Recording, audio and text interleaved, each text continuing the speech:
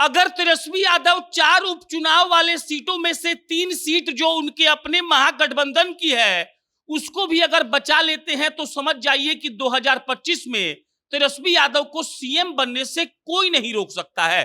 देखिए, एक इमामगंज की सीट अगर छोड़ दी जाए जो जीतन राम मांझी की सीट है, उसके अलावा जिन 3 सीटों पर 13 नवंबर को उपचुनाव होने वाला है, अगर उन तीनों सीटों को महागठबंधन बचा लेती है, अगर तेजस्वी यादव महागठबंधन के साथ खड़े होकर पुरजोर प्रयास करके उन तीनों सीटों को अपने झोली में डाल लेते हैं, तो समझिए कि सबका मनोबल यूं ही सड़कों पर आ जाएगा। और जो प्रशांत किशोर घूम घूम कर कह रहे हैं कि हम बताएंगे कि चुनाव कैसे लड़ा जाता है, जो जदयू कह रही है कि सुपड़ा साफ कर देंगे, जो भाजपा कह रही है कि लोगों का विश्वास एनडीए के साथ है, इन सब बातों का कोई मतलब नहीं रह जाएगा।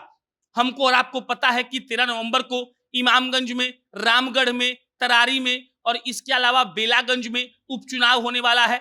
चारों लोग जो है वो सांसद बन गए हैं और इस उपचुनाव को एकदम से लिटमस टेस्ट की तरह तमाम पार्टियों के लिए, तमाम बड़े नेताओं के लिए देखा जा रहा है। लेकिन इस वीडियो में हम बात तेजस्वी यादव पर करने वाले हैं। क्यों? क्योंकि अगर इमामगंज की सीट को छोड़ दें जिस पर से जीतन राम मांझी विधायक थे जो अब गया से सांसद बन गए हैं, तो इसके अलावा जो 3 सीटें हैं वो कहीं ना कहीं तेजस्वी यादव की हैं, महागठबंधन की हैं। तरारी सीट जो है वो कम्युनिस्ट का है। कम्युनिस्ट किसके साथ है? तो आरजेडी के साथ है। बेलागंज सीट किसकी है? तो सुरेंद्र यादव की है। सुरेंद्र यादव कौन है? तो आरजेडी के सबसे खासम खास हैं। रामगढ़ की सीट किसकी है? तो जगदानंद बाबू की है। वो वहां से 6 बार विधायक रह चुके हैं। इस बार उनके बेटे सुधाकर सिंह वहां से जीते थे। और 3 सीट जो है रामगढ़, बेलागंज और आपका तरारी, ये तीनों महागठबंधन की सीटें हैं। और अगर इन 3 सीटों को ही तेजस्वी यादव बस रिपीट कर दें, मतलब कि तीनों सीट पर जो उपचुनाव है वहां से तीनों जीतने वाला आदमी आरजेडी का हो जाए या महागठबंधन का हो जाए, तो समझिए कि बिहार में 2025 का सीएम का चेहरा जो धुंधला दिख रहा है वो लोगों के मन में क्लियर दिखने लगेगा। तेजस्वी यादव जिस बात के लिए प्रयास कर रहे हैं वो यही है कि उनको कैसे भी सीएम बनना है। उनको पता है कि 2025 में अगर सीएम नहीं बने तो आगे की राह में मुश्किलें बहुत आने वाली हैं और तेजस्वी यादव इसीलिए पूरा अपना दमखम लगाए हुए हैं, कार्यक्रम संवाद यात्रा कर रहे हैं, आभार यात्रा कर रहे हैं। लेकिन जो ये 3 सीटों का रिजल्ट होगा वो बहुत कुछ डिसाइड करने वाला है। अब देखिए, अगर बेलागंज से कोई आदमी चुनाव लड़ता है तो सुरेंद्र यादव का प्रभाव रहेगा ही रहेगा। यादव बहुल सीट है, वहां पर लोग हैं उनके। और अगर सुरेंद्र यादव मेहनत करके बेलागंज का सीट डाल देते हैं तेजस्वी यादव के झोली में, तो समझिए कि जो वो वाला पूरा इलाका है उसमें सीधा ये मैसेज जाएगा कि देखिए तेजस्वी यादव का रुतबा कम नहीं हुआ है।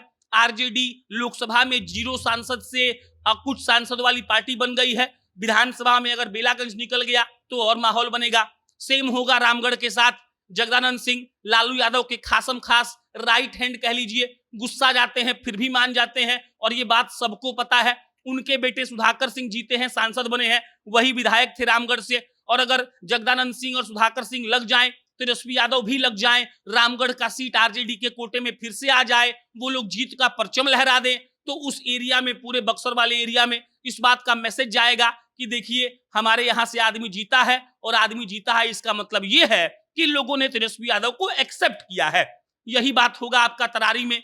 कम्युनिस्ट का सीट है, अगर रिपीट हो जाए, महागठबंधन के झोली में चला जाए, तब तेजस्वी यादव को लोग मानने लगेंगे। और जो उनको लग रहा है कि सीएम के रेस में बड़ी लोग हैं, प्रशांत किशोर हैं, चिराग पासवान हैं, नीतीश जी भी हैं, भाजपा के सम्राट जी भी हैं, तो ये तमाम लोगों का सपना एक ही मिनट में टूट जाएगा और बहुत मनोबल मजबूत होगा आरजेडी का। तो तेजस्वी यादव को उन 3 सीटों पर ध्यान देना चाहिए। अगर ये 3 सीट महागठबंधन के झोली में आ गए तो समझ लीजिए कि असली खेला जिसको कहते हैं वो खेला हो जाएगा। बाकी हम मिलेंगे फिर नए खबर के साथ। बहुत बहुत धन्यवाद।